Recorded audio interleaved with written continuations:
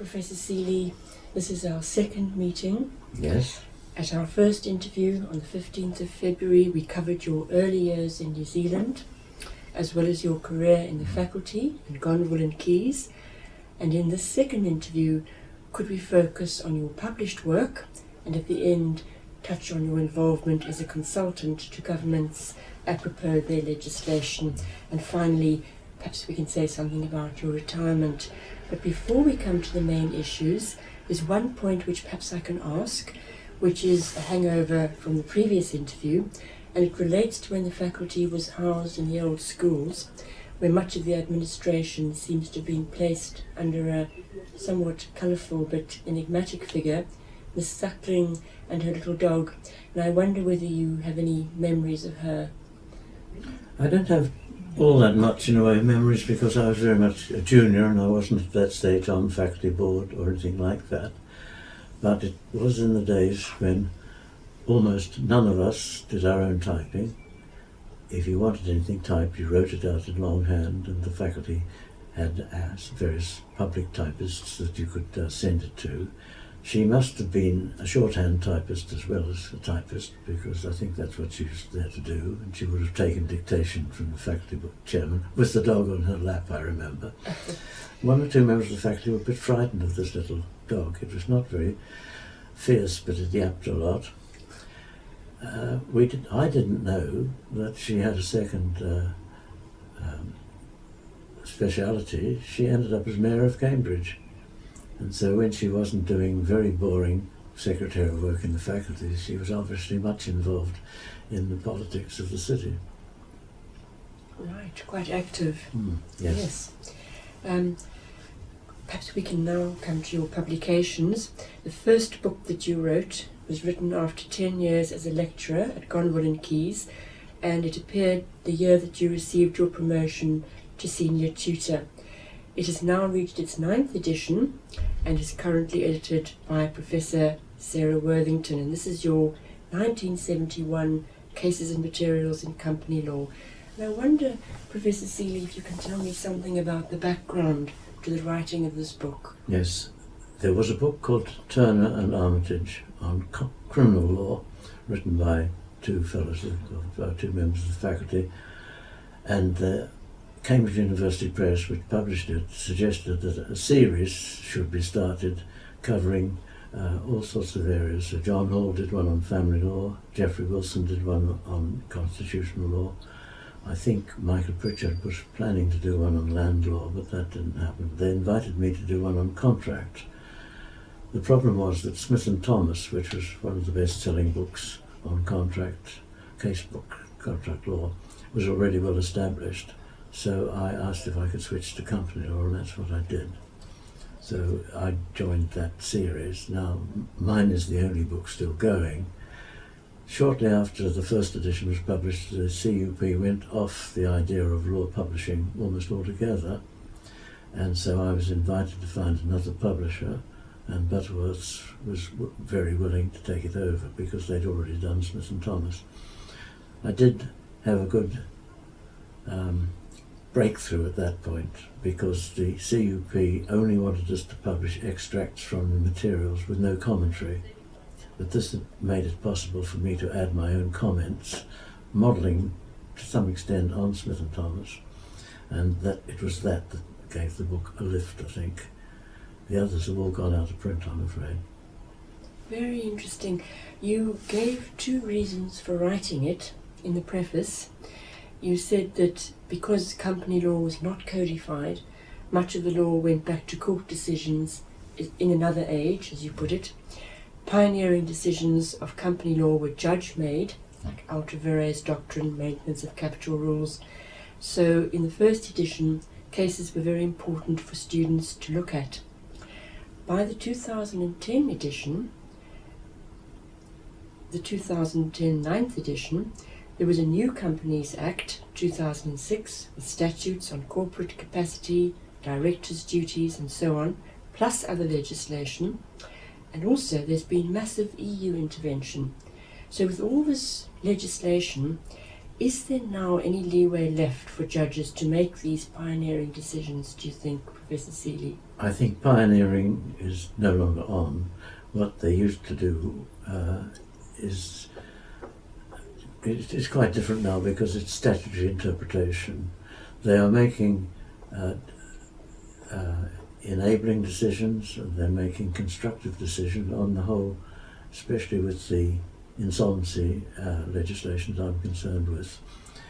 That act was not especially well drafted, and there have been lots of problems that have to be overcome, and almost every time it's gone to a judge, he's made it the not the restrictive or reactionary or prescriptive decision, but opened the gates and said, why not? And so they're not making pioneering decisions in the sense of earth-shaking changes, but they are enabling the law to work. Of course, it changes teaching as well, because the students have rather less recourse to cases, and they need to know their way around statute. The Companies Act is now 1,300 sections and 16 schedules, and that's a massive amount to master. It's far too verbose and far too full of unnecessary things, but I've been harping on about that for a very long time. So, yes. So not pioneering decisions, but very constructive decisions, yes. So case law is still important. Sure, yes.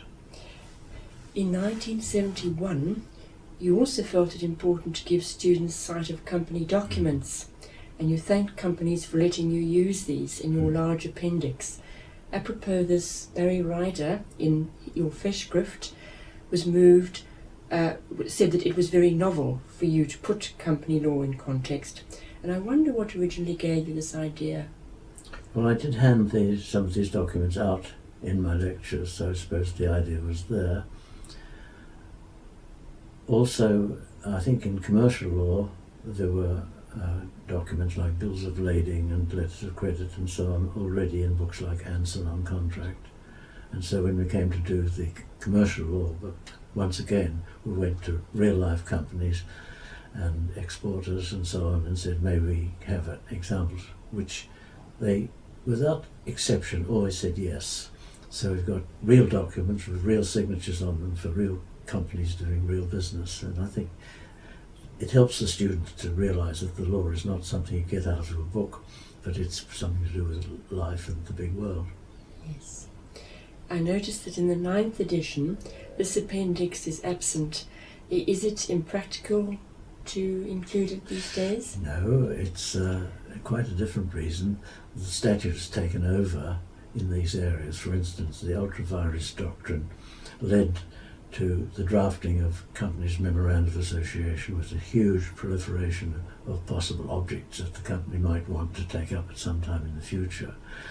You had really to show this to students to see the absurd lengths to which that doctrine had led practitioners to go to. Ultra vires doctrine has been abolished. In fact, the memorandum of association has been abolished, and articles of association are now optional. So there is nothing comparable for the students to need to know about. And once that particular aspect of the documents had gone, there wasn't much left in company law that they needed to see on a regular basis. We also did include company accounts and so on, but students have a great distaste, law students have a great distaste for figures, and I don't think many of them were ever encouraged to look at them very much.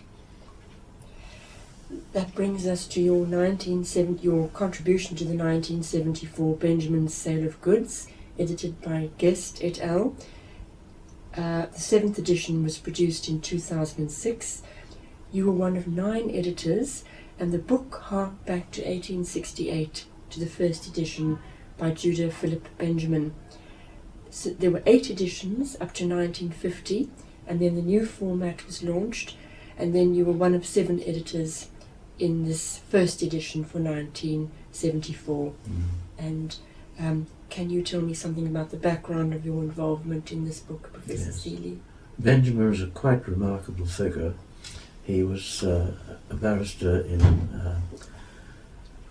in southern United States, and wrote a book there. Then he became a US senator, the first Jewish senator in the United States. Then the Civil War came, and of course he was on the wrong side, and he resigned from the Senate, and he lost virtually everything, but he was very highly placed in the Confederate administration. He was Attorney General and Secretary of State for War, I think. So there was a price on his head when the war ended, and he managed to make his escape, first to the Bahamas and then onto an English ship. One ship caught fire and another one sank, and he arrived in England virtually with what he stood up in. He had British citizenship, and so he was able to come to the English bar and start all over again. But work didn't turn up in great quantities, so he sat down to write a book. And that launched his career, and he became one of the most successful QCs in England in the latter part of the 19th century. The law of sale of goods at that time was all case law, and then we did enact the very first Sale of Goods Act in 1893, and successive editions of the book, which were carried on by others after his death, paid homage very greatly to the case law and rather neglected the fact that the matter was now governed by statute, and gradually in the lead up to World War II it became obsolete. The publishers in fact thought I would write an updated edition of it, but it needed such a thorough overhaul that I said to them, I think you need to bring a team in to do this. So they approached people who just finished doing an edition of Chitty on Contract, and we made a team of 7 and launched it as a new book. We did manage to keep the title Benjamin, and it's still there. It's one of these classics which really deserve not to die. And it's been very successful, particularly the international sales aspects of it, which have been done by Professor Gunther Treitel. I think that's become the definitive statement of that area of the law for all users. I did enjoy working with such a talented team. In fact, you comment in the 2006 edition that EU directives have in the meantime made major inroads into traditional domestic law, so that consumer sales can now be regarded as a distinct branch of the law. Completely. The case law that developed in the 19th century were developed for the mercantile community. It's all about the buying and selling, the exporting of goods in bulk by the shipload and by the wagon load and so on. Nothing about buying a dozen eggs in a supermarket. Partly as a result of developments in our own commerce, but also as a result of the common market taking consumer protection under its wing in a big way. We now have almost a distinct body of law dealing with the remedies and rights of consumers who buy consumer goods and services. That's all gone into Benjamin, but that's rather about, I say, 1/5 of it, where the law has taken a completely different steer from traditional. Now, the rest of the book sticks to the English approach, which is giving judges very little discretion and giving the parties to a contract the right to make their own decisions, in quite distinct contrast with all the civil law countries, and even to a certain extent with the United States, which has brought in a lot more judicial involvement in mercantile transactions. But if we have a person who bought a shipload of grain and it arrives and he thinks it's not up to scratch, it's assumed he will either sell it or disown it on the spot. Whereas if he was in Holland, he'd have to go to a judge and say, what do I do? Now, these goods may not be perishable, but they may be on a falling market when the price is dropping all the time. And it's not surprising, I think, that the City of London still is the capital for much of the world's bulk commerce, whether it's oil or bananas or so the insurance of shipping, freight of goods, buying and selling, and all the trading associations like the Metal Exchange and the Corn Exchange and so on, based in London, their members still stick to the traditional English law, which is the parts of Benjamin on sale, which is nothing to do with consumers. Meantime, of course, if you buy a hot water bottle which bursts, there's a completely different code of law for you, and a lot of protection, both stemming from Brussels and from our own consumer protection legislation. In the 1974 edition, you mentioned that when originally passed, the 1893 Act had been used as a template for common law, Commonwealth, and even United States legislation. So presumably this global harmonising with UK law no longer exists. Oh, no, rather the contrary. Almost all the Commonwealth countries still have a Sale of Goods Act which is visibly similar to ours, uses the same language and so on. But in the United States they introduced a Uniform Sales Act, I don't have the date of it now, which has moved to some extent in different directions. This uses different terminology, it's rather less conceptual, and not conceptual. It deals with things on a case-by-case basis rather than bracketing them all together under a head like we deal, for instance, with the property and the goods, and we hang a lot of consequences on that concept. Just like you might say in football, somebody is offside, and then there's lots of consequences. No, sorry, there's lots of things which all are part of offside, but they all have the same consequences. Now, instead of having property regulating everything that happens, there'll be a different rule for risk, and a different rule for ownership, and a different rule for possession, and so on, which we'd all deal with under those concepts. And they really go straight to the solution without introducing, as a middle state, concept. So they've gone their own way. But they did initially copy our Sale of Goods Act, yes. When I interviewed Justice Finn for the archive, he spoke about notions of unconscionability and good faith, and how he had experienced a jaundiced response from Australian academics to ideas of good faith in commercial contracts. And he said that the Australian High Court and the House of Lords and the New Zealand Supreme Court have upheld what he called the old orthodoxy, and he criticised their unpreparedness to contemplate duties of fair dealing. He said that the courts were sticking to a very harsh, rigid form of English contract law. Do you agree with him, Professor Seeley? I probably do take the other view, that it's a good thing for the sake of, in the areas of international trade and so on, that we do have cut and dried rules. Yes. And we don't have to go to the judge and say, what do I do? Or, hey, he didn't treat me fairly. You can look at it from all points of view. If you have a shipload of something on the high seas, somebody has to carry the risk. That means somebody has to insure.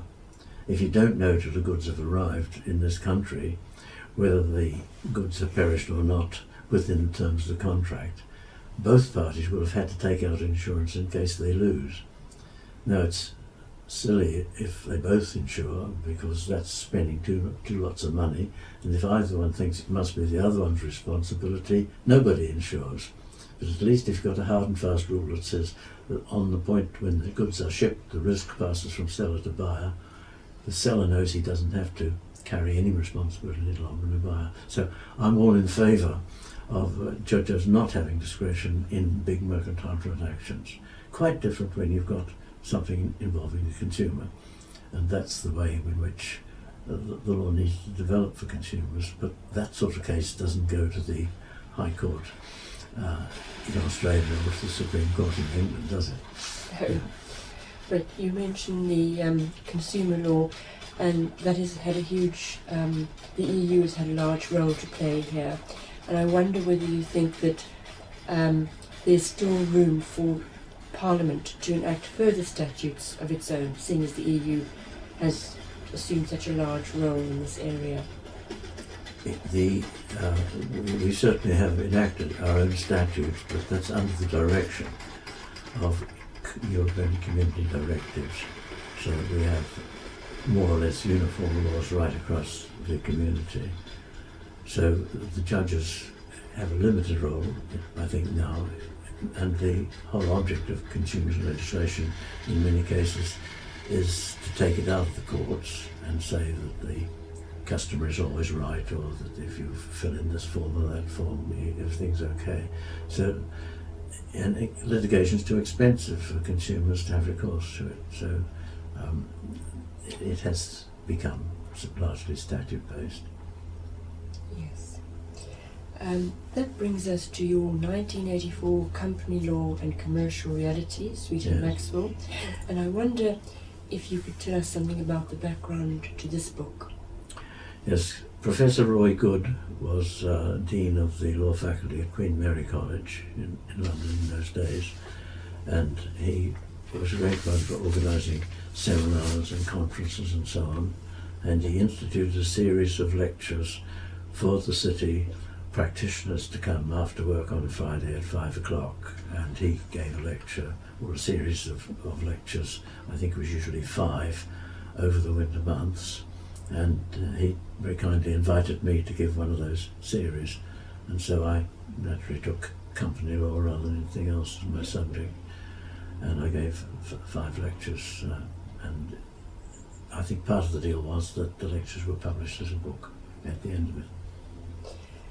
You were scathing about the policing of companies, and you said that on page 14, commerce needs, I quote, less mollycoddling from without and freedom to find its own way. Do you think that things have improved since 1984? Oh, vastly. The company's registry was very slack in those days. It didn't bother to chase up if people didn't keep their documents up to date. It's now much better resourced. It's all on electronic. You can access most of their records online, and companies are towing the line because it's on the ball. It chases up defaulters. They pay big penalties if they're late filing and so on. So that's all been sorted out. So as far as the practical running of the companies as a system has gone, that's all been improved beyond measure. You also made the point that English law has placed ever-increasing burdens on companies in strong contrast to the relaxing of laws in the United States, and you gave the example of buying back your own shares. Do you think that this gulf has continued to increase? Most of the big problems of that kind have been faced up to. We had a law review commission or committee set up, which sat for a long time, with 6 or 8 years, I think, and came out with a large number of books and recommendations. And so, for instance, maintenance for capital, Rivarez doctrine, many of these mainstays of the old law have gone, but they've been replaced by hugely complicated, hugely elaborately worded statutes. I remember I counted the number of sections in the first Companies Acts, and I think by the time I gave those lectures, it was covered by something like 780 sections. Now, we've simplified the working of the law from then till now to an extraordinary degree by getting rid of these restrictive old documents. But there's now 1,300 sections in the Companies Act and 16 schedules. It's massive, so there's a verbosity there and an over-elaboration of sanctions and so on, which they managed to do without in the United States. In the Model Business Corporations Act in the United States, which is the foundation of legislation in almost all the 50 states, I can't remember now, but it's under 50 pages, I think. And I remember Canada enacted its corporations law about the time I was writing, and it gets the whole of the law into under 100 pages, and they are more advanced in many ways. We've taken on many of those steps which we would call advancement, but haven't done it in a way which is efficient in its use of words, doesn't trust business to get on with things, doesn't trust the judges to make sensible decisions, but spells out what a judge must say, and so on, in a huge, extraordinarily verbose way. Professor Barry Ryder, in your fresh script, said that your 1984 book, Company Law and Commercial Reality, he actually selects a quote saying, "You bemoaned the lack of imagination," just to quote, "in the regulation of companies, and so little had been done to improve the law since 1844. Well, but when I was speaking, of course, the ultra vires doctrine had not been squarely dealt with, maintenance of capital had not been properly dealt with, and so on. So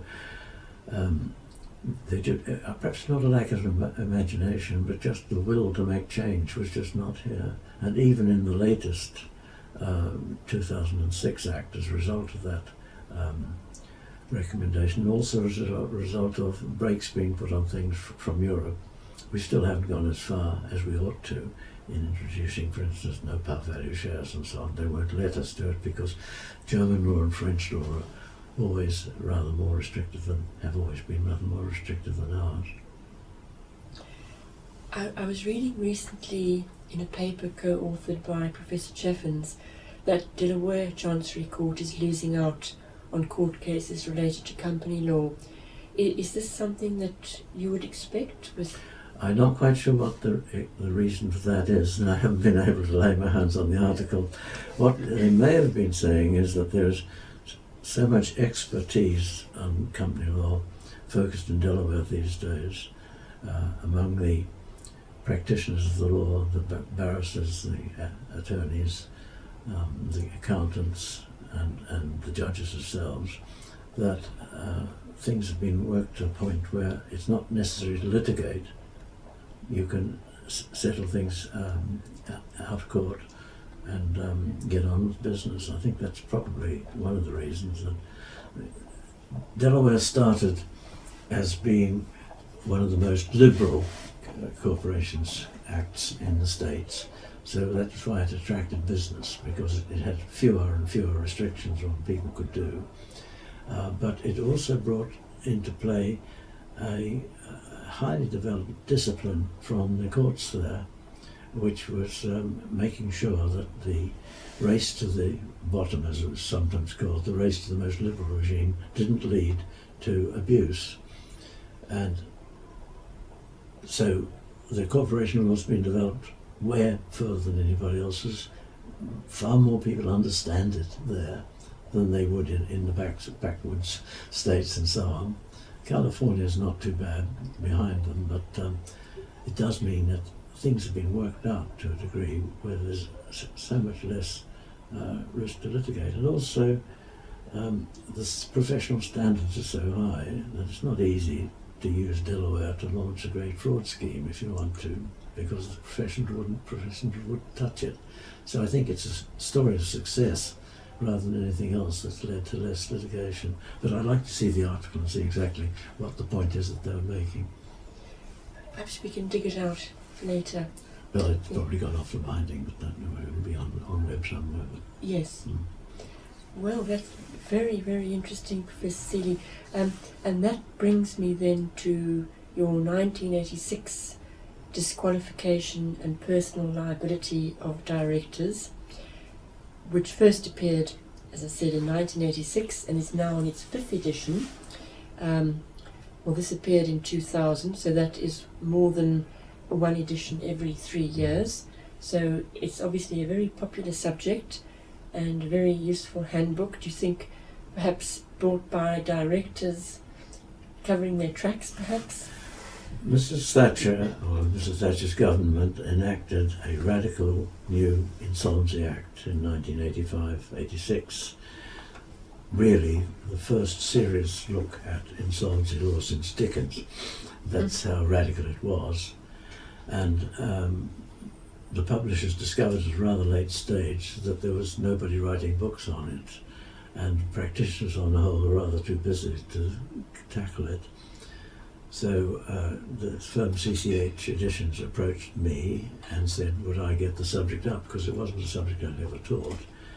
And I said I'd get up the corporate side of it, and at the same time they approached David Millman in Manchester, and he said he'd do the personal bankruptcy side of it. And we wrote this book commenting on new legislation without ever having met each other. And even when it came out, we'd exchanged manuscripts all the time. And then, to everyone's consternation, at the end of 1985, it was announced the government wasn't going to bring the legislation into force for a whole year. And the lady running the publisher's side of things rang me up and said, what are we going to do? I've just spent £1,000 on designing the covers and it's all going to have to be junked. And I said, well, I am bringing just a little bit of the Act, about 20 sections, into force on the disqualification of directors. She said, I'll use that for the cover design. And so we had a great deal of trouble padding the material out sufficiently wide to be able to get the lettering on the back cover, on the spine. So there's all of 32 pages there or something like it, I think.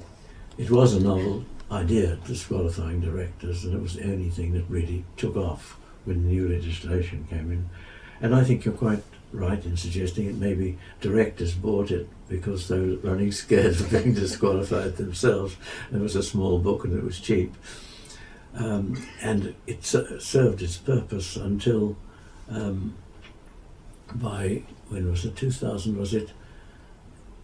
First of all, it was all in the main book, which by now was published, and secondly, other writers had got books out as well.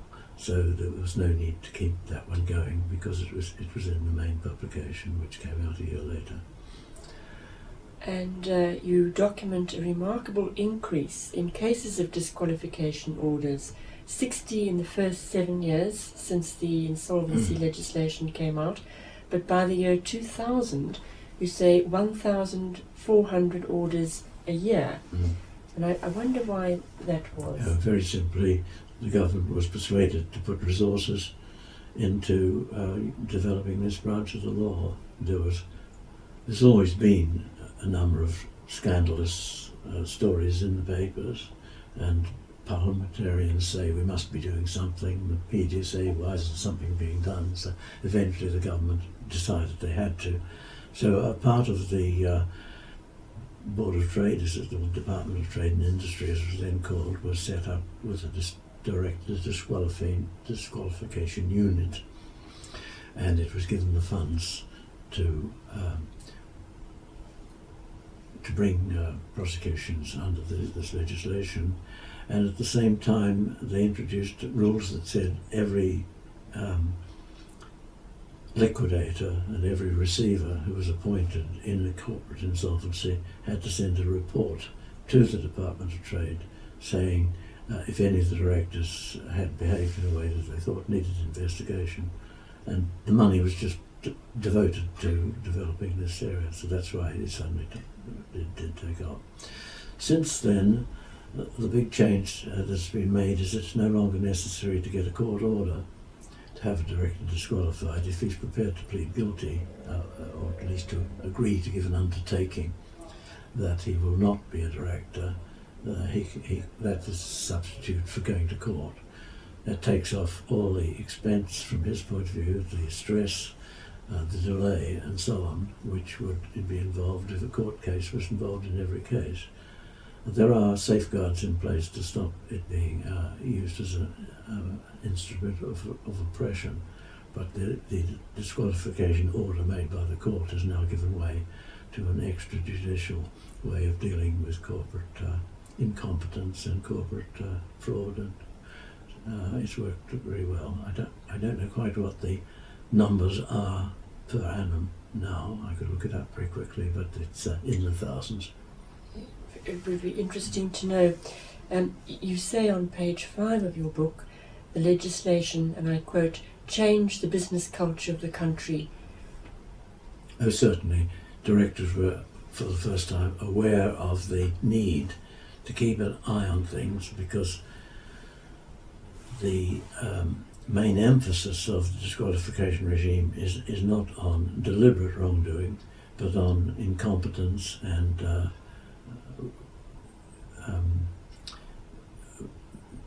not seeing ahead of trouble that the company is going to become bankrupt, and taking advice and doing something about it. And the alternative usually is to put the company into administration, which means that the company carries on trading, or at least it trades until a new buyer can be found for the business instead of liquidation.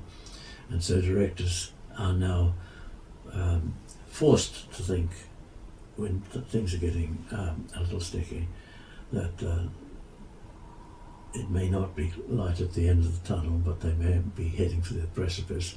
Get legal advice, and if they do that, they will avoid the risk of disqualification. But if they don't take it seriously, that's always a threat. That has changed the culture, yeah. And I was interested in a comment that you briefly made on page 5, that some of the court decisions were being taken to the Court of Human Rights to challenge the fairness of UK disqualification procedures. And I wonder what the current state of play is here. It's pretty well settled down now. It is established that it's not a breach of human rights to be disqualified as a director. So anything that would now go to the most recent cases which have gone to the court in Europe have been about mishandling of the case, perhaps not bringing it for 7 years, and the chap been waiting a longer time than necessary to find out whether he's to be dealt with. But the idea that a person can be disqualified from running a company because of misconduct is not a breach of anybody's human rights. It's a perfectly ordinary sanction, and the European Court has said it's not a punishment under the criminal law, it's a civil sanction imposed in the interest of the public, rather than in anything that, or put it another way, any infringement of human rights is consistent with the object of the law and the protection of the public. So that if they do go to Court of Human Rights now, it's about some slip-up in procedure, being tried twice for the same offence and that sort of thing, and not because the legislation itself is inherently unfair. Right. That brings us to your 1994 commercial law, text, cases and materials with Professor Hooley, first published in 1994, now in its 4th edition, 2009. I wonder if you could tell me something about the background to writing this book. Yes, I suppose it goes back to John Thornley of Sydney Sussex College, who taught a course in personal property for a long time, and then it became a course really on commercial law with a greater emphasis on the transactions rather than the property aspects. We taught assignment of rights, negotiability, sale of goods, of course, and insurance. I don't know, we did teach insurance, but anyway, across the board. He taught that, and he had some very good notes which he handed out, and to some extent I inherited those. And Richard Hooley and I, between us, were sharing the lecturing on commercial law, and we thought that a book like, on the same lines as the company law book and published by the same publishers, would go down well with students. So but Richard's done 2/3 of the book, and I've done 1/3, so it's rather an injustice that my name comes first in the authorship. And we are currently working on a new edition. I wondered about that. In the 1994 preface, on page 7, you said, I quote, "If there is one branch of English law of which we can be justly proud, it is commercial law." Yet in the 2009 edition, on page 50, you cite a paper by Professor Good, a 1998 paper, where he discusses the state of English commercial law in the international arena and its challenges for the 21st century. And he is, and I quote, "depressed by the state of our statute book and by our inertia and the complacent belief in the innate superiority of English commercial law, while Americans take the health of their law seriously indeed." Can you comment on what appears to be here a bit of a conflict of views? Yes, I can think of areas of the law where I agree entirely with everything that he said. For instance,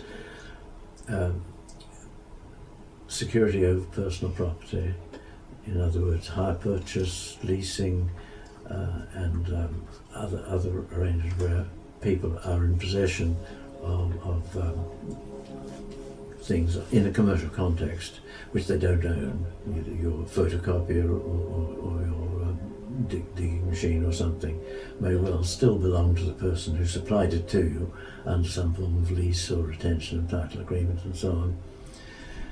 We've never been able to cope with that under the statute we've got, and we fudge things all the time.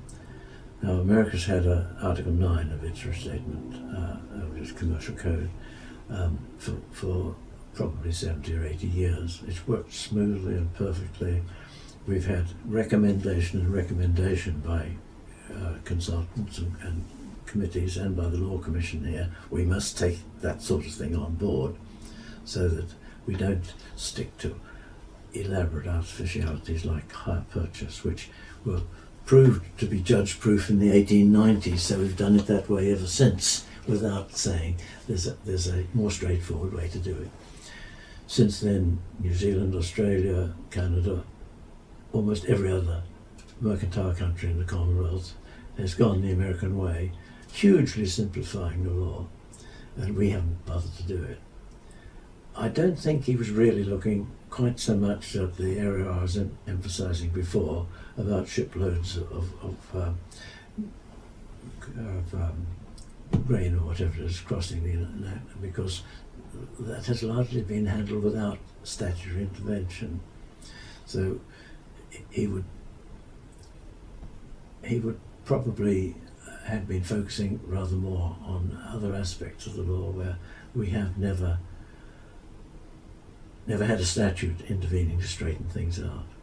Now, just recently, this very last month, we've introduced a new system for the registration of company charges. It's not a new system at all. It's the old one in new language.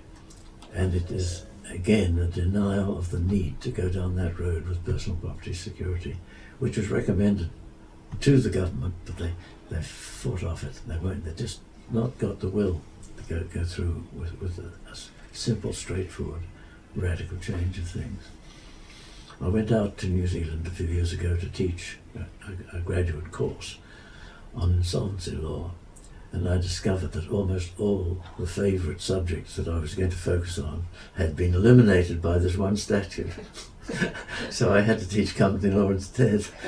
And the idea that you can simplify law by a radical rethink is a very hard thing to get across to the professions and the legal draftsmen here, and it's always been a subject of some despair. So, having spoken about your books on company and commercial law, Professor Seeley, can we touch now on your contribution to the topic of insolvency? In 1987, you began the production of the Annotated Guide to Insolvency Legislation with Professor David Millman, now on its 15th edition, 2012. 16th as of this week. 16th of this week. Yes. And I wonder if you could tell me a bit about the background to the writing of this guide.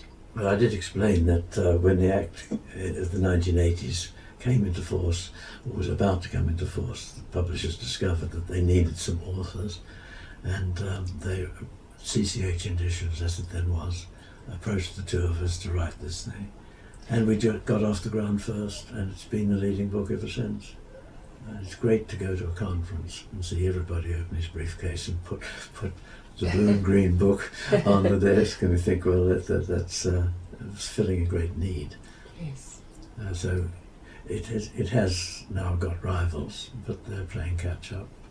Right. Presumably a growth area in times of recession as well. Oh yes, yeah.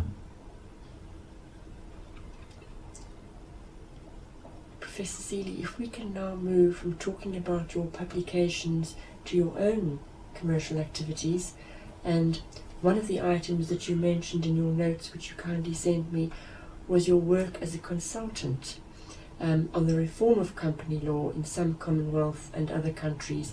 And I wonder if you can describe this type of work. I think this probably started through my connection with Barry Ryder, who at that time was working for the Legal Affairs Division of the Commonwealth Secretariat. Certainly the first invitation I got was from the Secretariat. Malawi needed funds from overseas investors, and they wanted to invest in Malawi companies, but the Companies Act dated from 1913 and just didn't allow the flexibility and scope for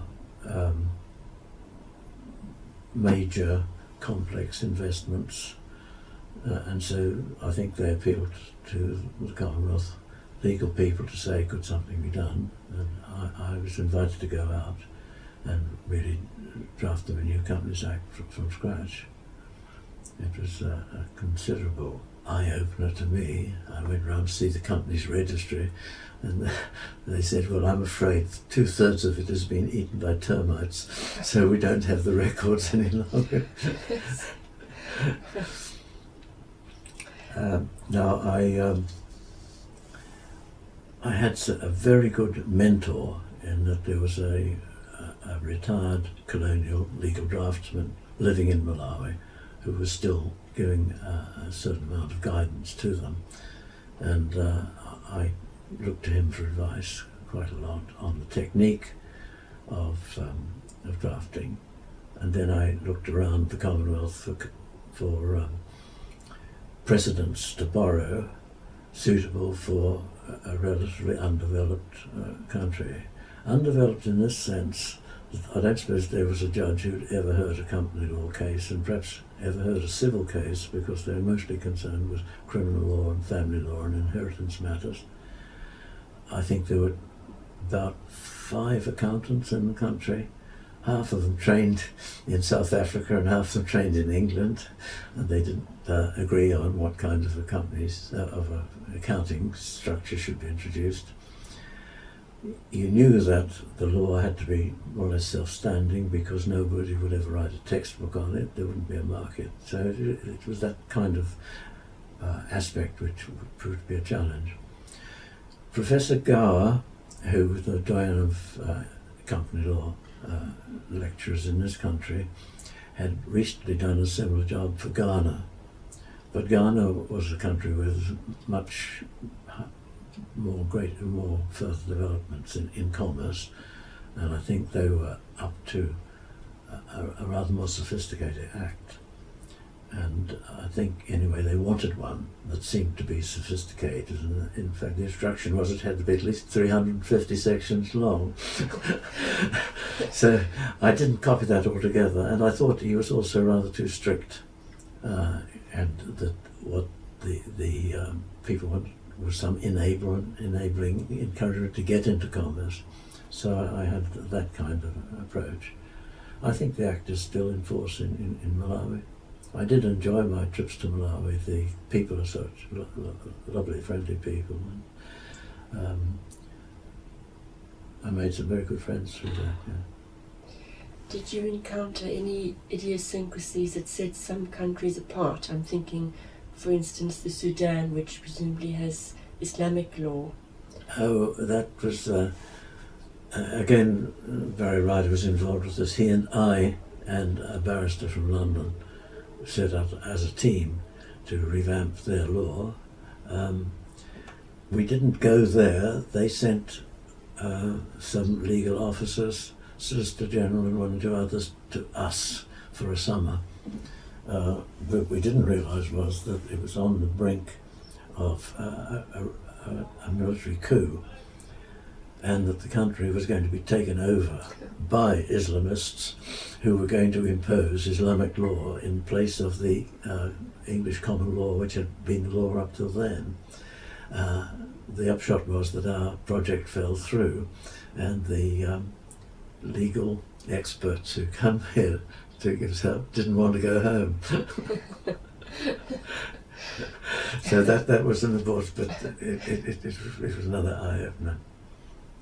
And then I went to Vanuatu. I think this time it was the World Bank, somebody else anyway invited me to go there. I thought I was going to a Polynesian country or Melanesian country where numeracy and various other things were not highly developed. Somebody said, I think it was Rarotonga, there's no word for mine and yours, no word for more and less, and the counting goes 1, 2, 3, plenty.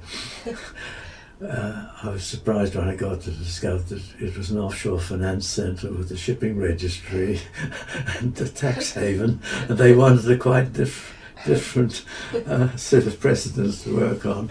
But the reason I was there was that it had been a condominium, a joint administration of the French and the English ever since the end of World War One, and they'd had a referendum and decided that the French it should no longer be a French administration, become a republic within the British Commonwealth, and so all its institutions should be British, and the French ones should convert to British. So they had a French company's registry and an English company's registry, so we had to draft a suitable thing in English for the French companies to adapt or adopt when they changed over. But French was still an official language, as well as Pidgin in Malawi, so everything that we drafted had to be translated into French at the same time. And they brought out a Canadian lawyer from Quebec, a young man, to do the translating. And my first suggestion was, well, why don't we just enact the law of Canada as a basis, because it's already in English and French. And he was very opposed to this because he'd be out of a job.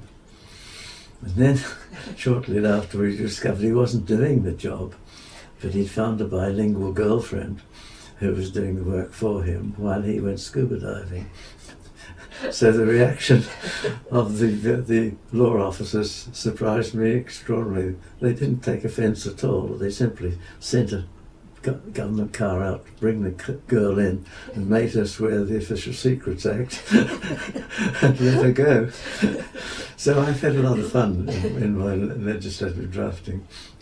But it did mean that I looked at the Companies Act, a very large range of companies, of legislatures in the United States, Canada, Australia and so on, and I also did some teaching in Australia, and had a background in New Zealand. So I got more and more curious and more interested in making comparisons, and this led to the series called International Corporate Procedures, which I think you got on the list, which is a 3-volume collection of aspects of company law in 60 or 80 jurisdictions, which a businessman wanting to start a business in a foreign country or open a branch or set up an offshoot in a tax haven or so, and can look up and see what he has to do and what the rules are, what it'll cost and who to consult and so on. So for some time I was trying to keep an eye on the company laws of all these jurisdictions. I gave that up after I retired, but it's still going, I'm pleased to know. Peter Schwerup, do you know Peter Schwerup from Malta? I think he's now the editor of it. He's been a visiting fellow here. Right, I've met him. But in general I assume that the law that is, the company law, attracts the attention of commercial companies, obviously far more than, say, legal history, for example. And I wondered whether this was ever very tempting to you. Were you not ever tempted, Professor Seeley, to become more of a commercial lawyer, which is far more lucrative, and leave academia? I know that Professor Jolowitz had to make a hard choice early in his career to be an academic. Yes, I did have the same choice. We'd been in Australia. I had a visiting post at the Institute of Evangelical Studies in Canberra for a year, and just before we left, Australia offered me a job, which was a very attractive job. My wife's English, and I'm a New Zealander, and the one thing we thought didn't make sense was to live in a third country. So at that point I decided, was I going to go back to New Zealand into practice, or come to England and stay on in Cambridge? And for various reasons we decided to make it Cambridge. We'd bought a house, we'd got children started in school here, and that sort of reason. My parents in New Zealand had died. My wife's parents were young and fit in England, so there was every reason to come back, really. Yes. Didn't ever at that stage cross my mind that I might be admitted to the English bar or become a solicitor in England. I was quite content with the Cambridge life, and so I never have taken that step. Another area that has interested you, generally speaking, is matters fiduciary, and in this regard I've had the pleasure of interviewing, as you know, Justice Paul Finn, and his involvement in fiduciary law caused your name to be mentioned several times. And I wonder if I can just follow up on one or two of the issues that he raised. He came to Gonville and Caius in 1971, and he said in his interview, question 6, I had a friend here who was taught by Len Seeley, who was Caius, and he told Len that he had a friend who was interested in fiduciaries, and it was Len who got me to come here. Can you expand on this? Yes, I think he did a master's in London. He had one postgraduate year anyway, and for some reason or other, he was introduced to me, or he came to see me, and we decided that it was something that he could very well do, and so I spoke to the admissions people in Caius, and he came to us. Right, stirred up the beginnings of an interest in fiduciary, the development of the concept of fiduciary obligation, doing my director's duties book. But I didn't think to turn it into a book. I did publish key bits of it as articles in the Cambridge Law Journal, and that's how he would have come to hear about it. He went into the subject in a huge way, massive research, and wrote the definitive book, which is always missing from library shelves. I think it's a very hard book for that reason to find in a library, because somebody's always nicked it, Yes. or borrowed it. And he put the subject on the map, and it was then taken up quite enthusiastically, I think, by the Australian judges. Australian High Court developed the subject in a number of key cases, and then it took off around the world, and now it's almost a subject of study in its own right. There have been several books published on it, none of them as good as his. And one of the things he said, and I quote, I owe a real intellectual debt to Len Seeley. If he had continued to do the work that was foreshadowed in his doctoral thesis, I wouldn't have written the book I wrote, and it was a very important stepping stone along the way. Len was my supervisor for part of the time. What was that part of the time? He came to me as a company lawyer, really, and he then got further and further, deeper and deeper into this subject, and I thought after he'd done 1 year with me, he should go to an equity lawyer, and that was Gareth Jones. So although I kept in touch with his progress after that and read drafts of his work, Gareth masterminded the final 2 years of his thesis, and I think it was a great benefit to him to have me with more of a commercial background, and Gareth with an equity background, and also one in restitution. that he was able to bring the subject to the high level that he did.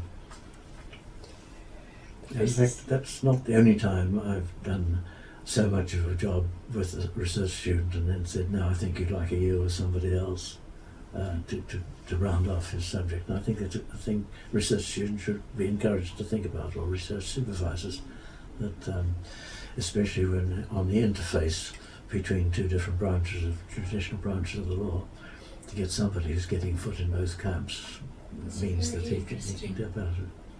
But I think he's wrong to say that I should have written a book on fiduciary relations, because I'd done my little bit on that and was moving further into the more commercial side of things rather than the historical 19th century equity. That brings us to some general matters.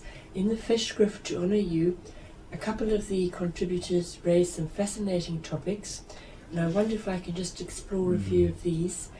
Mrs. Justice Arden mentions your involvement with the Law Commission reforms in, to quote, the complex, cumbersome and outdated English companies legislation. What was this relationship, Professor Seeley? I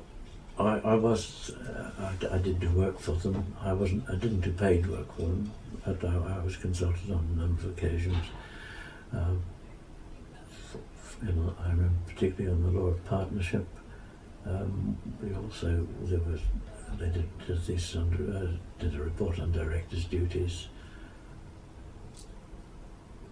I went down for the odd seminar. I went down on the odd day to talk to somebody, but I wasn't actually a consultant. I did do work as a consultant for the New Zealand Law Commission when they drafted the New Companies Act, and there again I think I had quite a good background to make an input. They did enact a Companies Act, which is a model of straightforwardness, and it's been very successful, I think. And one or two points of difficulty have arisen which we didn't foresee, but on the whole, the mainstream companies law that they put in place, I think, has been very successful. Professor Barry Ryder raises several issues, and quoting him, he says, Len has never espoused or supported the parochial attitudes of some of his less inspired colleagues. I wonder if you could comment on that. Oh. Any idea of what he's alluding to? It may be that when I started teaching here, the courts were very reluctant to look at any jurisdiction outside England for sources of authority. Now these days they're always citing the Australian High Court and American courts even with considerable willingness. But I know when I did the first edition of Benjamin, I was told not to put too many Commonwealth authorities in the footnotes, right, because barristers would get rubbished by the judges if they quoted them. Oh. That's probably what Barry's thinking about. Yes. Of course, in the time that I've been teaching, it's stood on its head completely. I was actually put in as an editor to Gore Brown on companies to add references to companies legislation, companies judgments throughout the Commonwealth to what was already in that loose leaf and updated 4 times a year. So the world has come really quite a long way round. And we have had Australian and New Zealand judges used to come and sit on the Privy Council. They don't do that any longer, but that was another source of cross-fertilisation of ideas, which has done us nothing but good, I think. Yes. He also said, Professor Ryder, and I quote, in some quarters, company law is even considered to be lacking in the sort of intellectual rigour that characterises real scholarship. What quarters does he mean? Well, I think probably generally. I know, this is probably the attitude of academics. There was a Companies Act and therefore you didn't have interesting case law to look at, that sort of idea.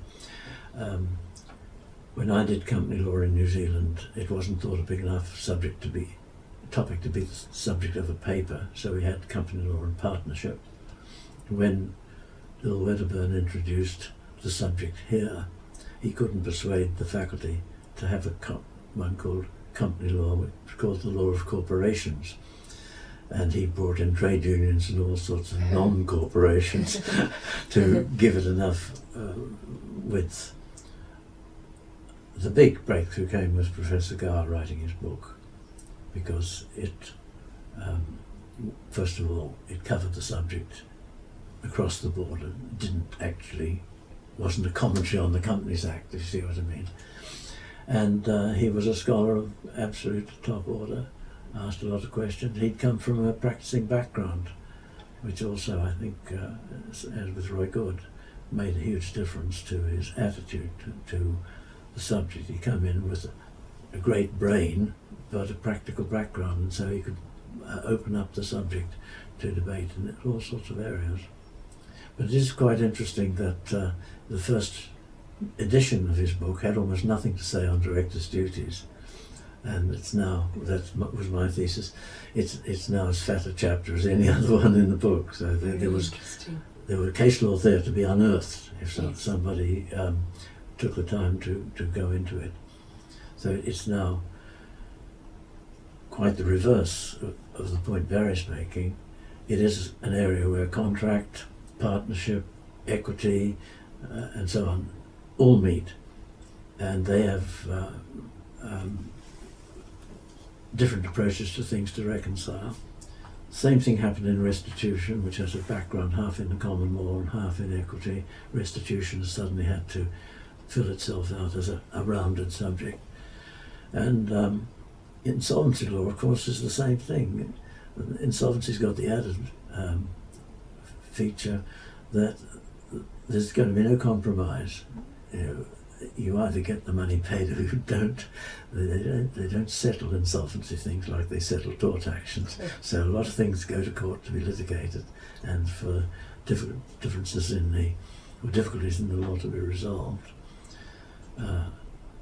I think the only subject that probably has a bigger academic challenge is conflict of laws, where you've got different jurisdictions, completely different legal philosophies coming into conflict with each other, and that must call for huge intellectual perseverance. Kurt Lipstein, of course, is the ultimate example of that. Yes. I've never been a one-subject man, but I have been in an area where subjects coalesce and conflict, and that's the great challenge there. Yes. Also, Professor Ryder, in your Festschrift, said that your views were, and I quote, so refreshing, and he cites your handling of the undeveloped state in our jurisprudence of the concept of opportunity as a property, actual or potential as pragmatic. And I wonder if you could enlighten us, Professor Seeley, and say how you came to this view.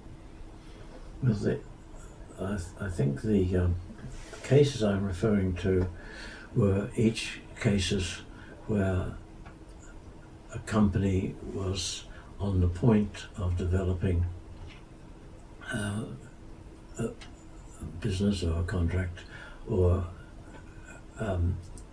a director learnt that somebody had an idea which the company might take up, and instead of letting the company do it, he sneaked off and developed it himself.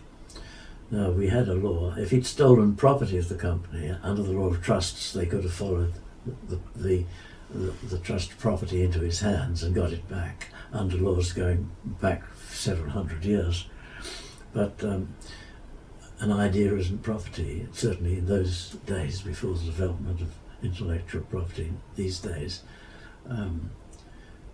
unless you'd got a patent on it or a trademark or something, it didn't count as property. If they had been more willing to regard intangibles as being capable of being the subject of ownership, the existing law would have been sufficient to cope. but the existing law didn't cope. And so you'd have one case where they had common law authorities cited them, and they say, there's nothing we can do, and another case where they had trust property cited to them, they said, oh yes, we'll deem it to be a trust, and so you got conflicting answers.